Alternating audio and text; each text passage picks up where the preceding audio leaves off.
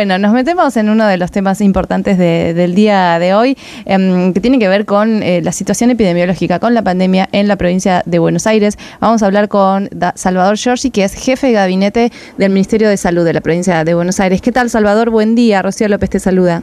Buen día, Rocío, ¿cómo andás?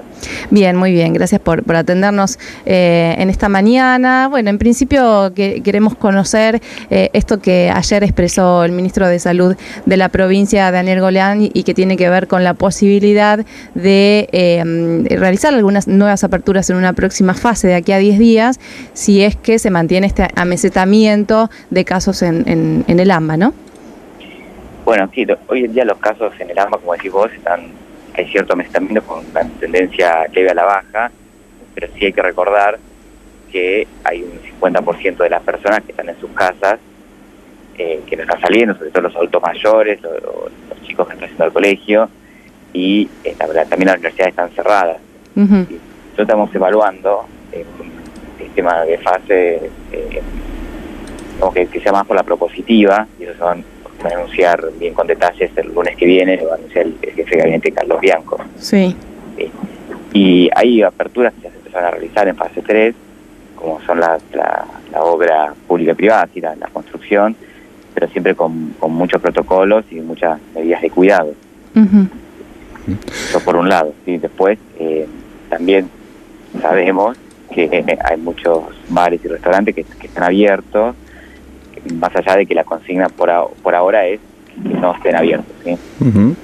Salvador, ¿cómo estás? Matías te saluda, ¿cómo va? ¿Cómo andas, Matías? Bien, todo bien. Bueno, a ver, esto último que decías, digamos, ¿no? Hay por lo menos lo que vemos y lo que notamos nosotros también acá en la capital de la provincia es que, más allá de que no estén permitidos, algunos lugares ya están abriendo un poco de hecho, digamos. ¿Esto quizás acelera la visión que tienen de la posibilidad de algún tipo de apertura, de permitirlas? Sí, lo que pasa es que el problema también, lo que está ocurriendo ahora, es que es como si se empieza a abrir un poco o flexibilizar un poco en el AMBA, como esta área metropolitana viene mucha gente de toda del interior de la provincia de Buenos Aires, también de todo el país, empiezan a aumentar los casos en el interior, que es lo que está sucediendo ahora. Claro. Los casos en el interior de la provincia aumentaron, ahora son del 25% del total de casos. O sea, de 4 semanas representaban el 10%. Hoy por hoy, de todos los casos de la provincia, el 25% está en el interior. Así es. Sí, y hace 4 semanas eran el 10%. Se está aumentando con cierta velocidad. De hecho, estamos recorriendo el interior de los municipios del interior de la provincia porque están aumentando los casos. En algunos lugares se ha saturado el sistema de salud. Entonces, la principal preocupación es esa. Uno dice, bueno, flexibilicemos el AMBA, sí, pero el AMBA, por su característica, es una región que mueve mucha gente, incluso también del interior del país. Y estamos viendo también lo que está sucediendo en Santa Fe, en Córdoba, en Mendoza.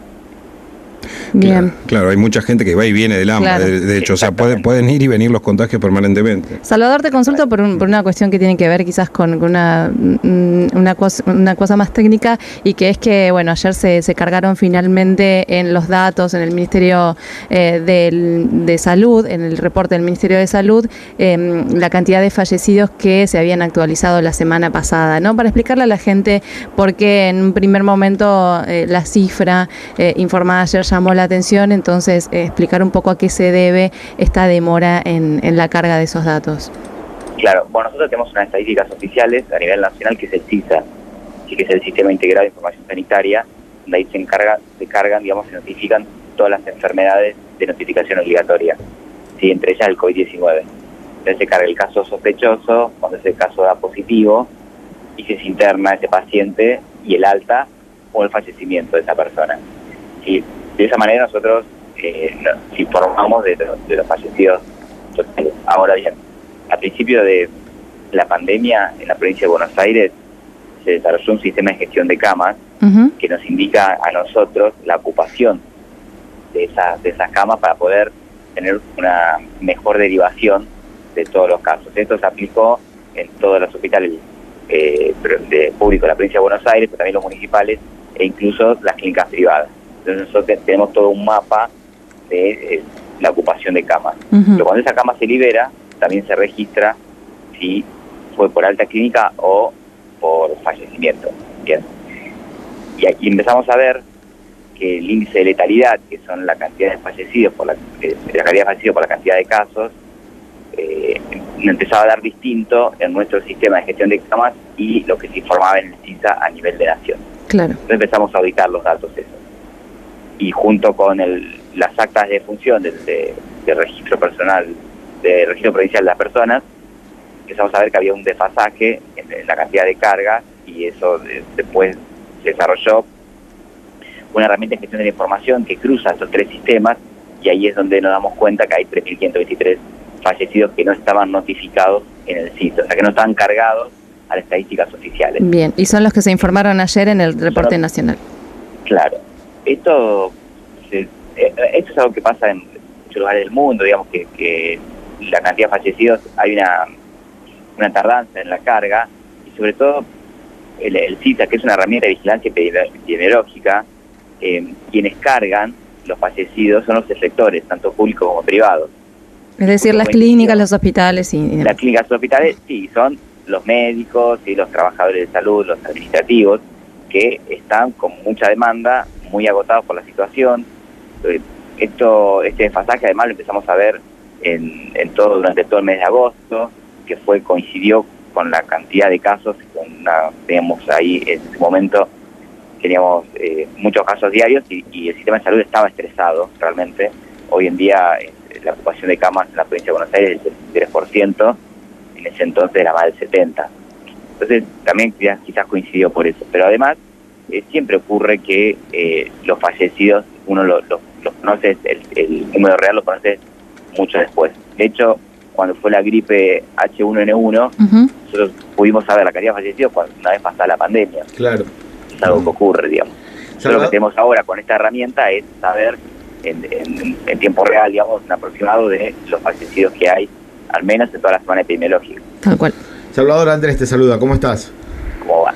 En este sentido te quería preguntar, en las últimas horas hubo algunos reclamos, por ejemplo, de los legisladores porteños del Frente de Todos al gobierno de la ciudad para que aplique esta misma herramienta que se está aplicando en provincia, este mismo cruce de datos de 3 fuentes para actualizar el número de fallecidos, que lo apliquen en la ciudad, y que además hubo algunos otros pedidos para que se apliquen en otros distritos del país. En ese sentido te quiero preguntar, ¿hay alguna estimación de cuál es el retraso real de casos? Porque lo que tengo entendido es que hasta ahora la que actualizó es solo la provincia de Buenos Aires, pero cabría esperar un aumento también si el resto de las jurisdicciones toman el mismo camino, ¿no? Bueno, la verdad que no lo sé en la ciudad de Buenos Aires, en el resto del país. En la provincia fue más o menos el 27% de esa diferencia, ese subregistro. Habría que evaluar el resto de las jurisdicciones. Nosotros pusimos a disposición, tanto para la capital como para el resto de las provincias, esta herramienta de gestión de la información para que ellos puedan hacer ese triple cruce. Nosotros igual contamos con dos cosas, digamos, que no sé si tienen otras jurisdicciones, con el sistema de gestión de cama por un lado, y por otro lado el registro provincial de las personas digitalizó las actas de defunción, que es la primera provincia que lo ha hecho. Eso nos facilitó mucho a nosotros la transparencia de los datos, que esté digitalizado. Claro, si eso no ocurre en otras provincias es difícil. Y es más engorroso quizás, claro, ¿no? Claro.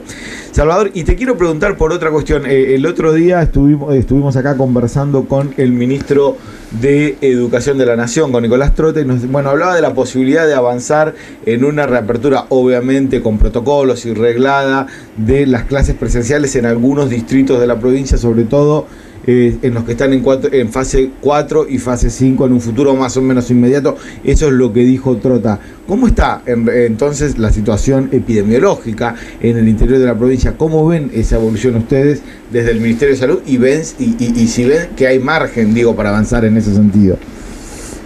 Mira, nosotros lo que estamos viendo, como te decía recién, que los casos están aumentando en el interior de la provincia de Buenos Aires. La mayoría de los municipios retrocedieron de fase. ¿Sí?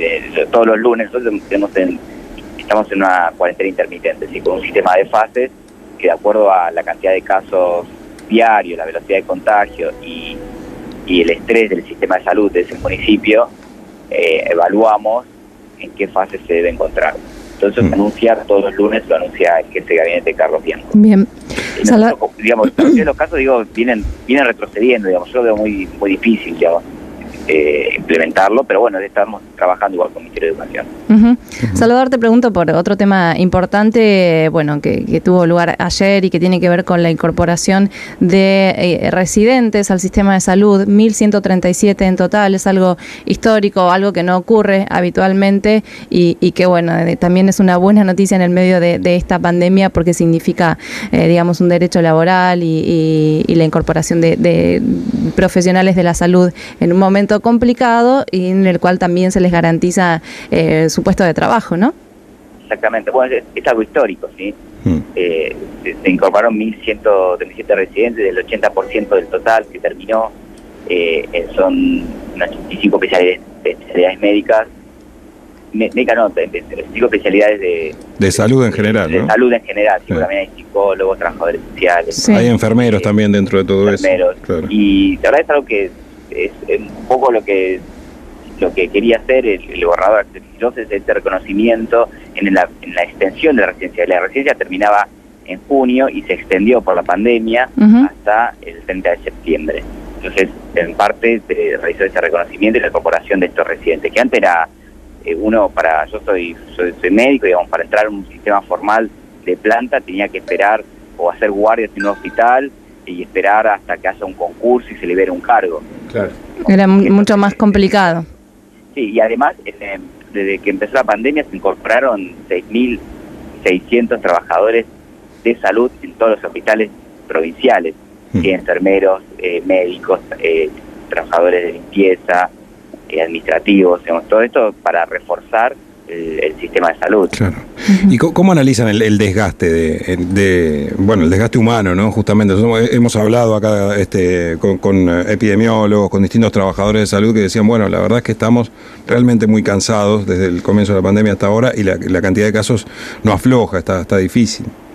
Sí, nosotros nos hemos juntado con muchos equipos de salud y lo que ellos nos cuentan y nos dicen que además de estar desgastado, de estar muy cansado, es muy intensivo el trabajo que se vive en las terapias.